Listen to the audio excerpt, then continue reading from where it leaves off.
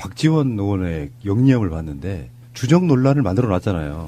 영리함이란 표현은 네. 그럴 때 쓰는 거 아닌데요. 들어보십시오. 영리합니다. 영리한 게 뭐냐면 교활이죠. 교활할 수도 있고 그렇게 해서 주적 논란을 만들어 놓으니까 우리는 그런 말 한 적 없어라고 잡아떼잖아요. 그러면 안철수 입장에서 문재인 대통령을 공격하기가 굉장히 어려워지는 측면이 있단 말이죠.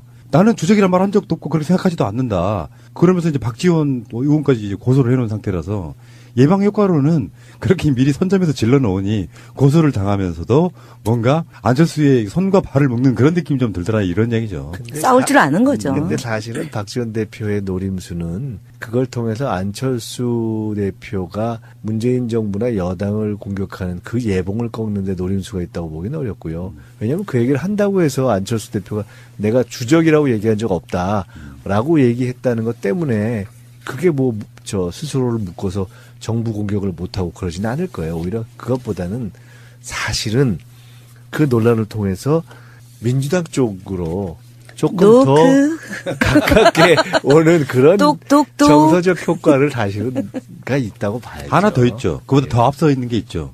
호남 민심에서 문재인 대통령한테 가지 못하는 이제 국민의당 패거리들의 떨어져 있는 그 표를 바른미래당으로 못 가게 하고 막아두는 효과도 분명히 있는 거죠. 그렇죠. 그러니까 그런 의미에서 아까 영리라는 표현을 쓰셨는데 저것은 의도되지 않은 논란은 아니죠. 정정하겠습니다. 그럼 교활로 할게요. 아니.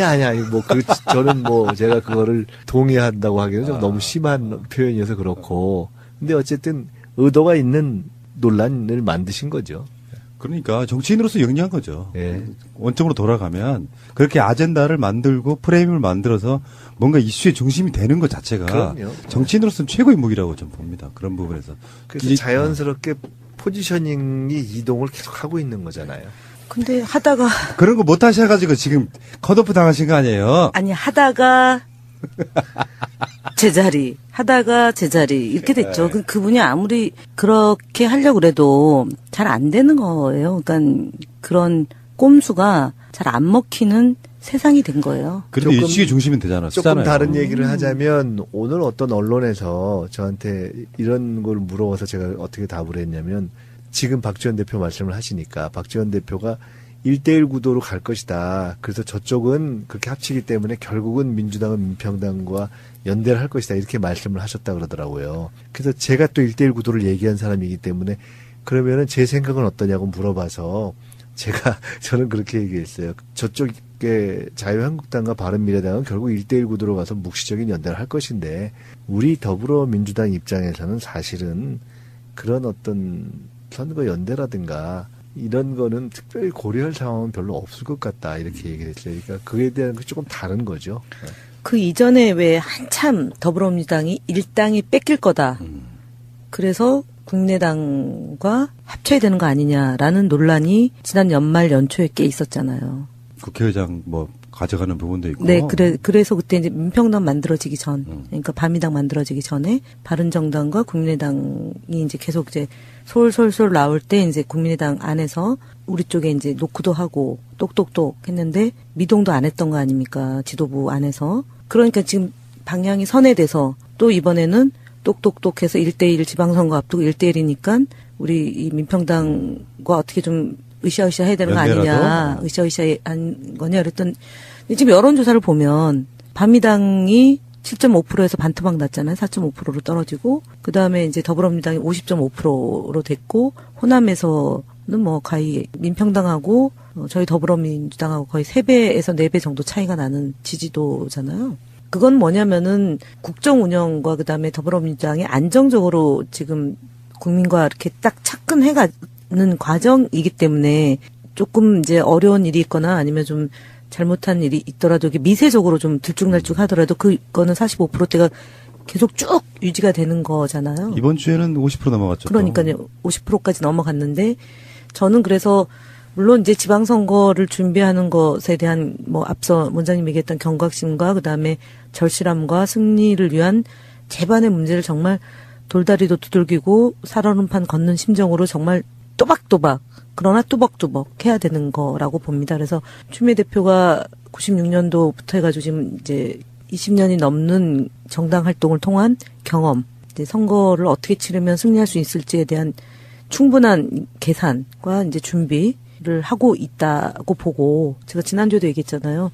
선거에 자기 선거는 잘 못하지만 남의 선거는 잘 치르는 원장의 전략적 기조 죄송합니다만 이런 것들이 아울러 가면 저는 지방선거에서 유의미한 9+알파 특히 영남에서의 유의미한 결과치를 우리가 가져올 수 있을 거다라고 생각하고 그런 준비를 하는 그러니까 저희가 지금 주말에도 새날을 빠뜨리지 않고 하는 거 아닙니까? 감사합니다. 네. 그러니까 지방선거 의미가 새날이 아니고 맨날이에요. 우리는 그냥 거의. 그러네.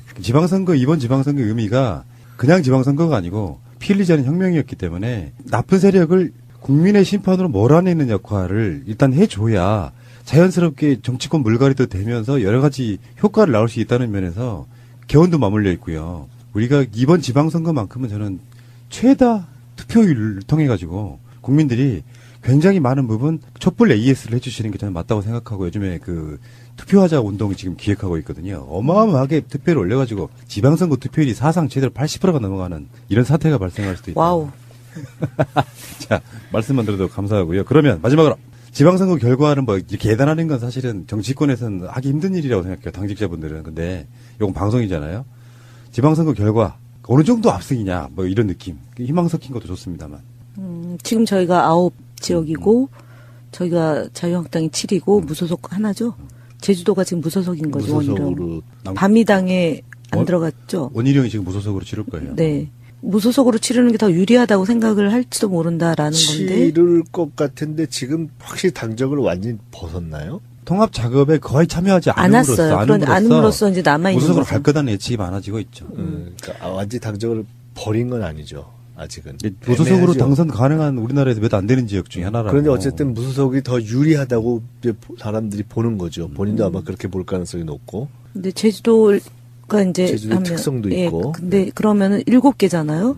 7개인데 인천, 경기 지금 현재 여론조사로 1대1 구도로 놓고 보더라도 우리가 이길 수 있는 데가 인천, 경기이면 11에다가 그다음에 부산, 경남 4개지 않습니까? 그렇게 되면 4개에다가 제주 5개가 되면 울산, 대구, 경북 뺀 나머지 지역 3개만 내줄 수도 있다. 3개만. 그렇죠. 그러니까 14개.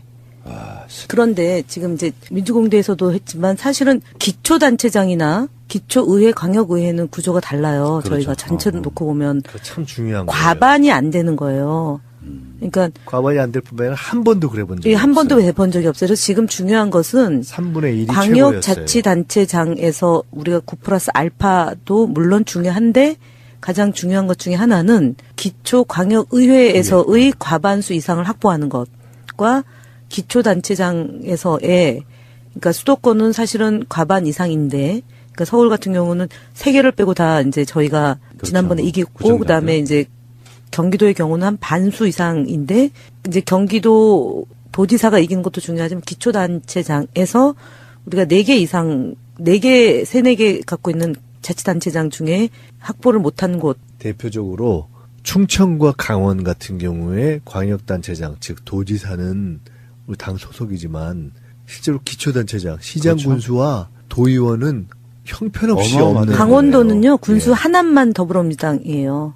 가령 그런 식이라는 거죠. 예. 평창 하나만. 근데 이번 선거는 조금 더 달라지지 않을까요? 그러니까 네. 지금 이제 이번에 포인트가 광역자치단체장에서의 몇 개를 더 우리가 확보하느냐도 중요한데 지금 말씀드렸던 것처럼 시, 군구, 의회, 기초단위와 광역의회와 그다음에 기초단체장을 이길 수 있는 방안을 강구하는 것이 이제 같이 패키지로 묶인다는 거죠. 그래서 전국적으로 저희가 좀 가반 의석을 확보해서 지금 얘기하는 개헌에서 지방 분권이 지방 정부로까지 갈 수 있으려면 그런 기반을 조성하는 그러니까요. 것이 매우 중요하다는 중요합니다. 거죠. 네. 개념 있게 그래서 투표도 해야 되고 투표율도 아까 얘기했던 높아야 되고. 80% 투표율을 높이는 그런 캠페인, 그다음에 개헌에 대해서 우리가 함께 가져가야 된다는 것이 지방 분권 때문에 더욱더 강조되는 점이죠. 네. 지금 20대 문재인 대통령 지지율도 엄청 올랐고요. 다시 원상 회복하고 있는 그런 분위기고 30대, 40대, 50대, 60대까지도 지금 어떤 안정적으로 가고 있는 분위기가 있어서 아까 원장님 말씀하시는 것처럼 방심하지 않고 계속 조심하면서 특별한 사고가 나지 않고 가면 촛불 혁명의 제2차 라운드에서의 어떤 좋은 결과를 볼 수 있지 않을까 이런 생각 해보고요. 주말에 나와주신 두 분께 감사드리고 올림픽이 끝나면 정치권은 오히려 더 훨씬 더 바빠질 것 같다 이런 생각이 듭니다. 박지원 의원의 영리함을 봤는데 주적 논란을 만들어 놨잖아요. 영리함이란 네. 표현은 그럴 때 쓰는 거 아닌데요. 들어보십시오.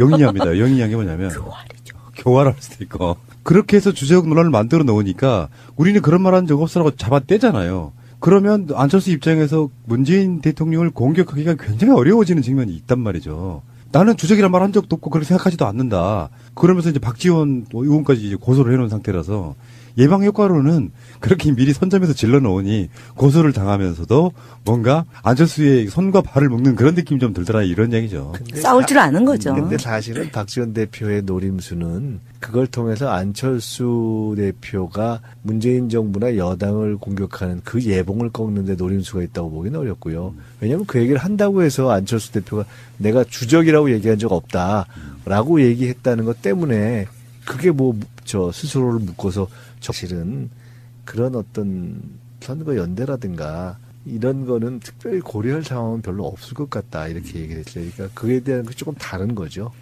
그 이전에 왜 한참 더불어민주당이 일당이 뺏길 거다. 그래서 국민의당과 합쳐야 되는 거 아니냐라는 논란이 지난 연말 연초에 꽤 있었잖아요.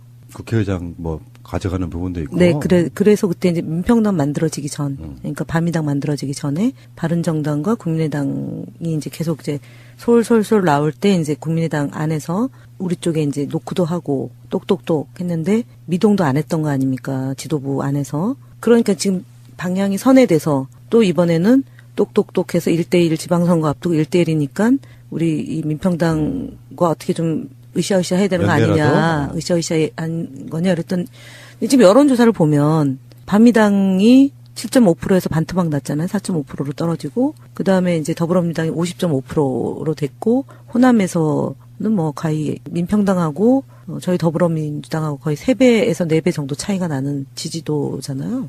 그건 뭐냐면은 국정 운영과 그다음에 더불어민주당이 안정적으로 지금 국민과 이렇게 딱 착근해가는 과정이기 때문에 조금 이제 어려운 일이 있거나 아니면 좀 잘못한 일이 있더라도 이게 미세적으로 좀 들쭉날쭉 하더라도 그거는 45%대가 계속 쭉 유지가 되는 거잖아요. 이번 주에는 50% 넘어갔죠. 그러니까요. 50%까지 넘어갔는데 저는 그래서 물론 이제 지방선거를 준비하는 것에 대한 뭐 앞서 원장님 얘기했던 경각심과 그다음에 절실함과 승리를 위한 제반의 문제를 정말 돌다리도 두들기고 살얼음판 걷는 심정으로 정말 또박또박 그러나 뚜벅뚜벅 해야 되는 거라고 봅니다. 그래서 추미애 대표가 96년도부터 해가지고 지금 이제 20년이 포지셔닝이 이동을 계속 하고 있는 거잖아요.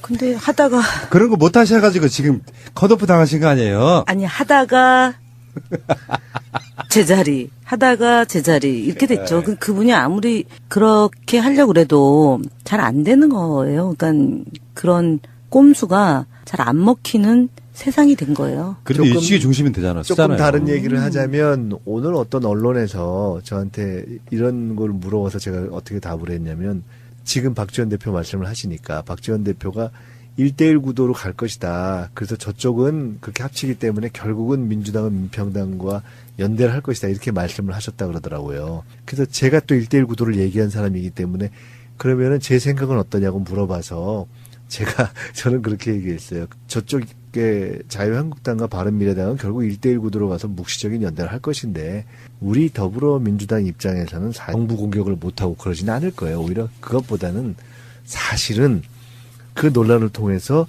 민주당 쪽으로 조금 더 가깝게 오는 그런 똑똑똑. 정서적 효과를 사실은가 있다고 봐야죠. 하나 더 있죠. 그보다 더 앞서 있는 게 있죠. 호남 민심에서 문재인 대통령한테 가지 못하는 이제 국민의당 패거리들의 떨어져 있는 그 표를 바른미래당으로 못 가게 하고 막아두는 효과도 분명히 있는 거죠. 그렇죠. 그러니까 그런 의미에서 아까 영리라는 표현을 쓰셨는데 저것은 의도되지 않은 논란은 아니죠. 정정하겠습니다. 그럼 교활로 할게요. 아니. 저는 제가 그거를 동의한다고 하기에는 좀 너무 심한 표현이어서 그렇고. 근데 어쨌든 의도가 있는 논란을 만드신 거죠. 그러니까 정치인으로서 영리한 거죠. 예. 원점으로 돌아가면 그렇게 아젠다를 만들고 프레임을 만들어서 뭔가 이슈의 중심이 되는 것 자체가 그럼요. 정치인으로서는 최고의 무기라고 저는 봅니다. 그런 부분에서. 그래서 자연스럽게